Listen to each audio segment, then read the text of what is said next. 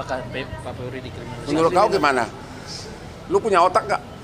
Waktu itu udah sama-sama emosional, tetap saya menyatakan maaf kepada wartawan tersebut maupun kepada organisasi wartawan di seluruh Indonesia. Karena selama ini juga saya sangat dekat kepada semua wartawan. Pernyataan maaf dari saya, Hotman Paris, sehubungan dengan himbauan Persatuan Wartawan Indonesia (PWI) dan juga rekan-rekan wartawan lainnya, dengan ini saya menyatakan maaf sebesar-besarnya atas pernyataan saya pada waktu konferensi pers di kasus mantan Jampitsus yang mengatakan, lu punya otak nggak sih?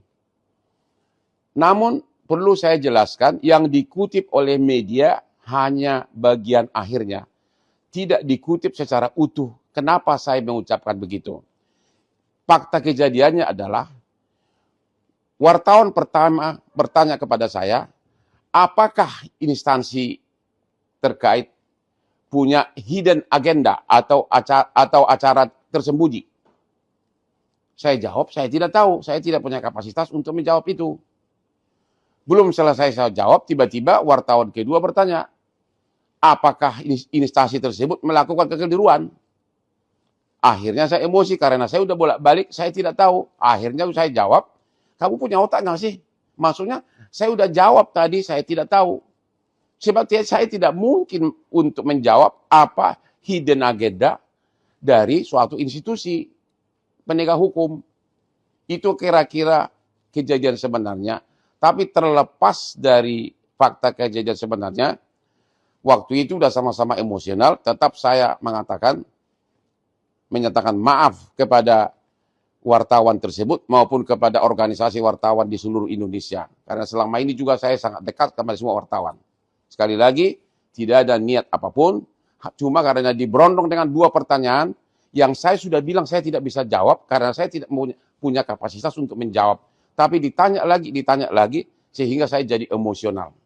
Sekali lagi, saya menyatakan minta maaf. Sekian dan terima kasih. Saya nggak tahu, serah kalian. Atas harta dan uang dari Asabri, Tankia nggak ada kaitannya. Ya, dia hanya terkait si Bencok itu beli tanah, dikerjasamakan, hanya itu tok. Dan itu sudah disita tanah itu. Jadi mengenai kerugian Asabri ini nggak ada kaitan. Itu hanya TPPU lanjutannya. Nambah Bang Ijun, Pak. Ya. Bagaimana cara merasnya? Sementara fakta yang didalilkan, si Ferry memberikan uang kepada si Norman 5 juta, itu tidak betul. Itu adalah fitnah. Kedua, pihak karyawan money changer 7 orang pada saat mentalnya down diancam dengan pasal sumpah palsu kalau memberi keterangan palsu. Mereka menyatakan semua tidak ada uang 5 juta dolar masuk ke money changer. Itu yang pertama. Yang kedua, sekarang pertanyaannya adalah, apa betul si Tangkian pernah ketemu Pak Febri? Pak Febri menyatakan, weh, gua minta sekian. Fakta itu nggak ada. Tangkian menyatakan nggak pernah ketemu Pak Febri. Kedua, si Pak Febri juga menyatakan tidak pernah menyuruh si Ferry Babi meminta uang ke Tangkian. Jadi konstruksi pemerasannya adalah konstruksi yang fiktif.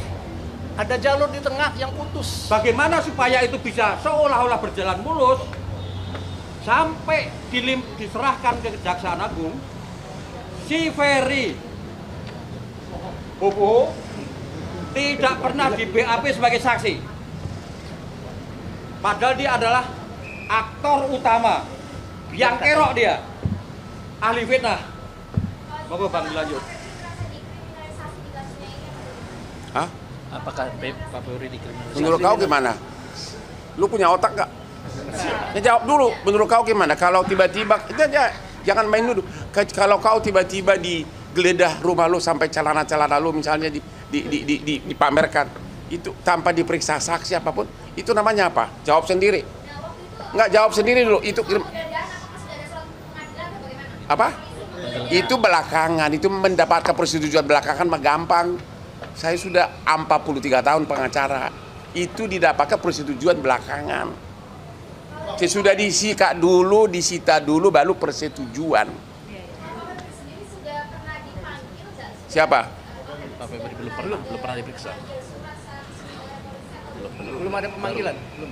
Yuk, dari awal saya udah bilang, langsung sudah diviralkan, ditanya juga enggak, dipanggil juga enggak, sudah langsung, bahkan dari mulai cara membuka, belum dibuka Udah videonya. mesinnya aja, lemari mesin, udah masuk video, udah nyampe ke Singapura, baru mau dibuka. Tadi tanpa diperiksa langsung diperiksa. Emang lo nggak tahu, emang itu dia, makanya apa? Apakah akan ada pra peradilan gitu? Pak? Sabar, ada waktunya, oke? Tapi coba dulu pakai suara hatimu. Ya, ini Jampitsus loh. Ya, bagaimana masyarakat lemah? Itulah salah satu kenapa Hotman Paris turun yang kliennya berjubel konglomerat. Mana mungkin saya mengharapkan uang dari Pak Febri? Ya, itu nanti gua jelaskan kenapa saya mau di sini. Apa? Katanya waktunya sudah selesai. Apa? Kita sudah disuruh selesai. Enggak, yang belum ada 2 lagi Pak. Nggak bisa selesai. Sabar Pak, saya berwenang di sini. Yang kedua, itu satu ya. Yang kedua, biar jelas, Asabri selesai ya. Sekarang yang kedua soal soal itu dulu. Blackout. Ini yang paling lelucon. PT yang jadi supplier batu bara yang dituduh terlibat itu ternyata dia tidak supplier untuk Sumatera Utara. Iya, untuk Jawa Bali. Padahal blackout kan di Sumatera Utara dia untuk Bali dan Jawa.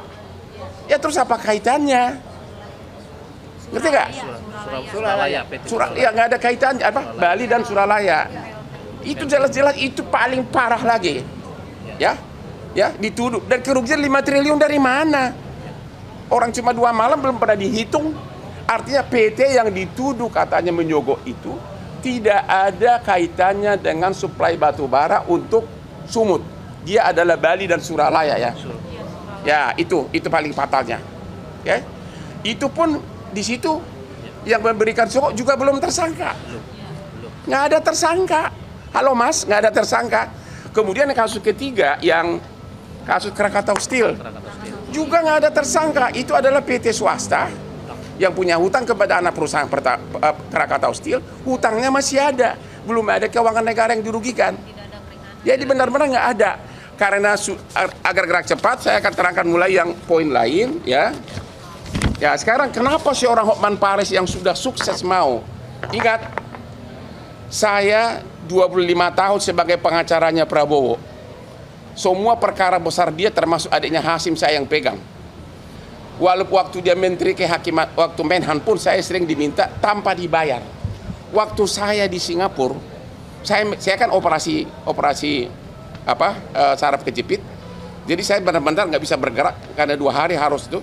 Saya melihat benar-benar saya merasa miris. Karena apa? Jampitsus itu adalah yang dibanggakan oleh Presiden Prabowo. Karena dengan dia mendapatkan, negara mendapatkan sebagai Satgas PKH 300 triliun. Kemudian dalam 1 tahun. Dalam 1 tahun. Kemudian pengembalian kerugian negara dapat 130 triliun. Sudah 430 triliun kembali dibanggakan oleh Presiden. Bayangin orang yang kebanggaannya Presiden tiba-tiba dikriminalisasi, bahkan tanpa pamit sama Presiden. Karena waktu saya di Singapura saya bikin akun bahwa nggak mungkin Presiden nggak tahu, ternyata nggak. Subscribe, share, like, and comment. Subscribe, share, like, and comment. Subscribe, share, like, and comment. Subscribe, share, like, and comment. Subscribe, share, like, and comment.